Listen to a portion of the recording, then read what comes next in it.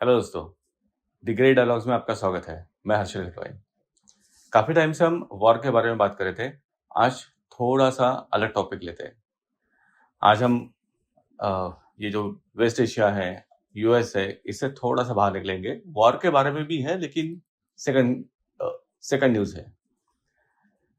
First जो आज की स्टोरी है वो एनडीटीवी वर्ल्ड से ली है। Canada declares Khalistani extremist national security threat.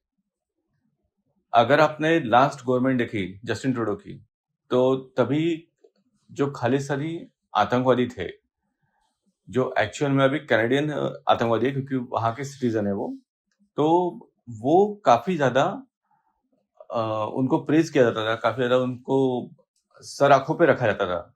लेकिन अभी पता चला है कि नहीं, ये हमें भी नुकसान देंगे। एक रिपोर्ट आया है जिसमें कहा गया है कि खालिस्तानी जो है वो हमारे लिए खतरा है।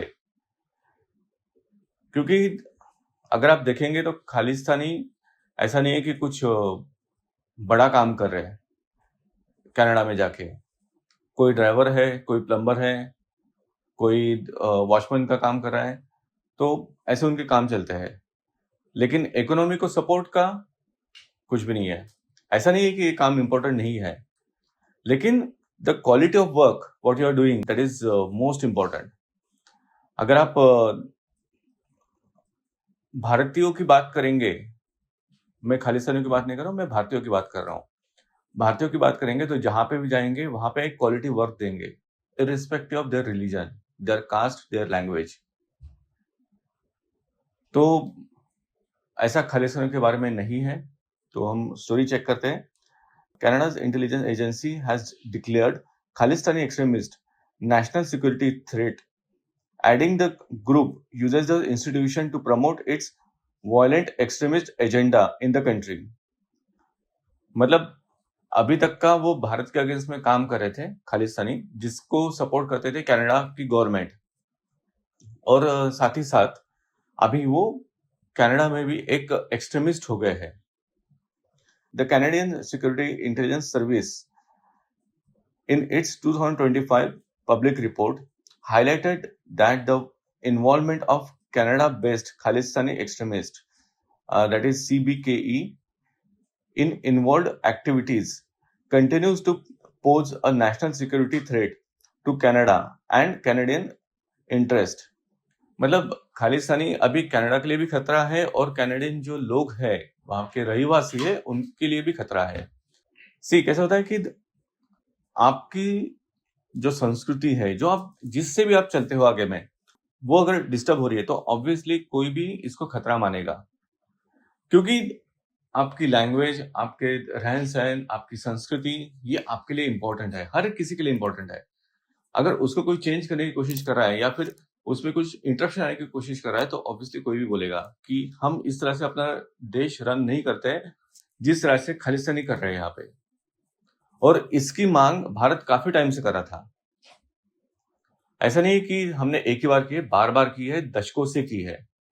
लेकिन तब जो कैनेडियन गवर्नमेंट थी, जस्टिन ट्रूडो और उसके पिताजी भी, दोनों का यही कहना था कि ये इनको डराया गया है, धमकाया गया है और इसलिए ये भाग गए हैं। ये सब झूठी बातें रहती थी कि हमें हमारा आवाज दबाया जा रहा है, हमें बात करनी नहीं दी जा रही है हमारे रिलीजन के बारे में। तो ये सब झूठ बोल के कोई भी गोरे मुल्क में चले जाओ, गोरा मुल्क आपको ले लेगा। और यही चीज अभी हो रही है। दूसरी जो चीज मैंने कही थी कि ऐसा नहीं है कि खालिस्तानी वहां पे जाके कुछ अच्छा कर रहे हैं, मतलब इकोनॉमी को सपोर्ट कर रहे हैं। सोसाइटी तो बर्बाद ही कर रहे हैं, लेकिन साथ ही साथ जो प्रोफेशन रहते हैं, जो इलेक्ट प्रोफेशन रहते हैं, उसमें कहीं पे भी उनका कंट्रीब्यूशन नहीं है। ना बिजनेस में कंट्रीब्यूशन है, ड्रग्स सेलिंग में आगे में है, दंगे करने में आगे में है, भारत विरोधी नारे लगाने में आगे में है। जब भारत विरोधी नारे लग रहे थे तब जो कनाडा की गवर्नमेंट थी तब तो उन्हें सपोर्ट करती थी कि हमारे यहाँ पे फ्री स्पीच है। लेकिन अभी वो उनको लगने लगा है कि नहीं, ये बहुत हो रहा है फ्री स्पीच के चलने से। एक ऐसा ही आतंकवादी है हरदीप सिंह निज्जर। ये वहां पे गया, वहां पे अभी एक लीडर बन गया है खालिस्तान का, ऑब्वियसली बन गया था, एज अ प्लम्बर वो लगा था वहां पे। तो ये कनाडा के लोगों को पता नहीं चलता है कि अगर खालिस्तानी वहां पे आ रहे हैं और वो प्लम्बर, फिर बाद में ट्रक ड्राइवर या फिर और कोई छोटी छोटी नौकरी कर रहे हैं, क्यों ये बड़ी नौकरी नहीं कर पा रहे? अच्छा ठीक है, आप नहीं कर पा रहे हो, 5 साल नहीं, 10 साल नहीं, 15 साल बाद तो करो। मतलब ना आपका एजुकेशन है, ना आपको इंटरेस्ट है इन चीजों में, आपको सिर्फ चाहिए कि हमें पैसा मिलता रहे और जो गोरों को फैसिलिटी मिलती है वो हमें मिलती रहे, और उसके लिए ये खालिस्तान का एजेंडा चलाते रहेंगे। सम सीबीकेई, मतलब ये Khalistani, are well connected to Canadian citizens who leverage Canadian institutes to promote their violent extremist agenda and collect funds from the unsuspecting community members that are then diverted towards the violent activities. The report issued on Canadian government's website on Friday. तो जो report है उसमें कहा गया है कि जो Canadian citizen है कुछ, ये इनको या फिर इनके इंस्टीट्यूट्स को कुछ लिवरेज मिलती है, फिर बाद में यहाँ पे डोनेशन जाती है, और वो डोनेशन ऐसे एक्टिविटी में, मतलब जो नेशन के अगेंस्ट है उसके लिए यूज होती है। The report came a year after the 40th anniversary of the bombing Air India flight 182, ये 23 जून को हुआ था 1985 में, who suspect members of the CBKE group. तो उसके जो सस्पेक्ट थे वो सीबीकेई ग्रुप के थे, जिसको हमने डिमांड किया था कि हमें हैंड ओवर कर दीजिए करके इनको, लेकिन वो हैंड ओवर नहीं किए गए थे। इसमें और एक जस्ट है स्टोरी का पार्ट है, वो कंप्लीट करते हैं, फिर बाद में इसी स्टोरी रिलेटेड मैं एक पाकिस्तान की बात बताऊंगा। It's remain to this day the deadliest terrorist attack in the Canada history with 329 people killed, most of them Canadian। ये जो अटैक हुआ था, जो फ्लाइट हाईजैक हुई थी और फ्लाइट को उड़ाया गया था, तो इसमें मैक्सिमम कनाडा के लोग थे। अभी रही बात पाकिस्तान की, पाकिस्तान के रेफरेंस में सिर्फ इसलिए दे रहा हूं कि हिलरी क्लिंटन पाकिस्तान गए थे और वहां पे जाके उन्होंने कहा था अगर आप बैकयार्ड में सांप पालोगे तो वो आपको ही डसेंगे, और यही चीज अभी कनाडा के साथ हो रही है। सो दोस्तों, ये हमारी फर्स्ट स्टोरी थी। अल जजीरा से हमने नेक्स्ट स्टोरी ली है। US approves $8.6 billion in arms sale to Middle East allies. अभी ये काफी इंपॉर्टेंट न्यूज है, जबकि ईरान के साथ में वॉर चालू है, उस केस में ये सबसे ज्यादा इंपॉर्टेंट चीज हो जाती है। The United States has approved $8.6 billion in arms sale to Middle East allies amid US-Israel war on Iran.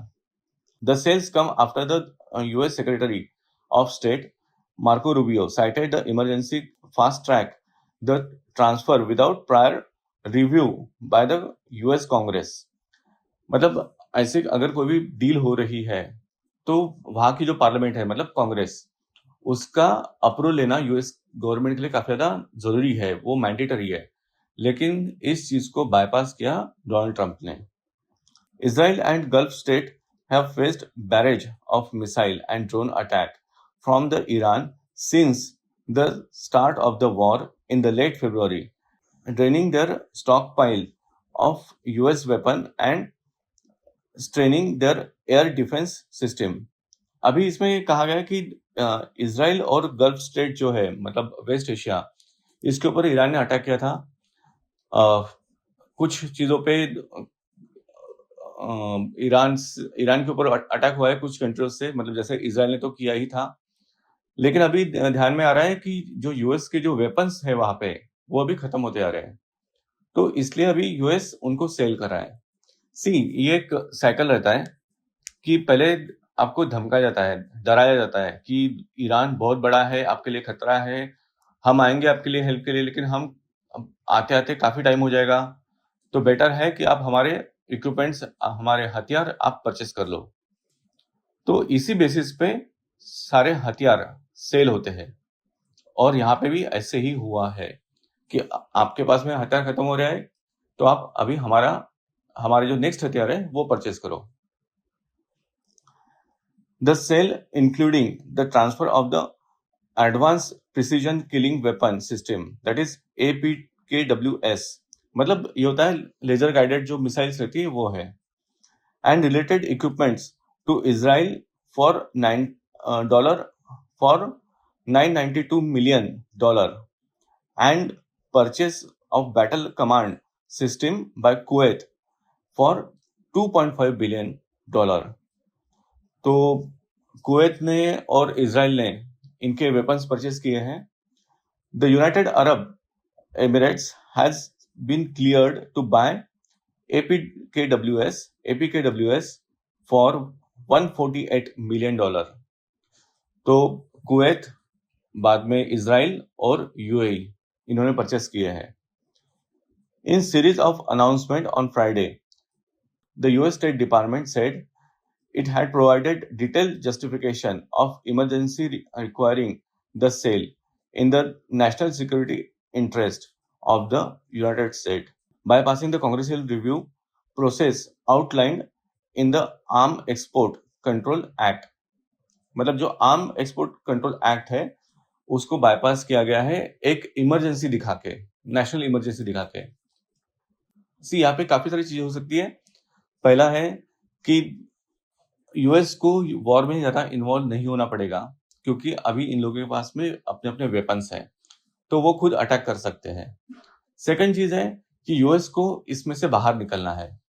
Third चीज है कि यूएस को कहीं ना कहीं तो प्रॉफिट कमाना है। जो वॉर कंपनीज है वो कहीं ना कहीं तो प्रॉफिट कमाएगी, तो इसका ये बेस्ट जरिया है। और ये टेक्निक आज की नहीं है, बहुत पुरानी है, जो यूएस चलाता है। सो दोस्तों, ये हमारा आज की 2 स्टोरीज थी। आई होप आपको पसंद आया। ये वीडियो को लाइक कीजिए, शेयर कीजिए और चैनल को सब्सक्राइब कीजिए। Thank you so much. जय हिंद।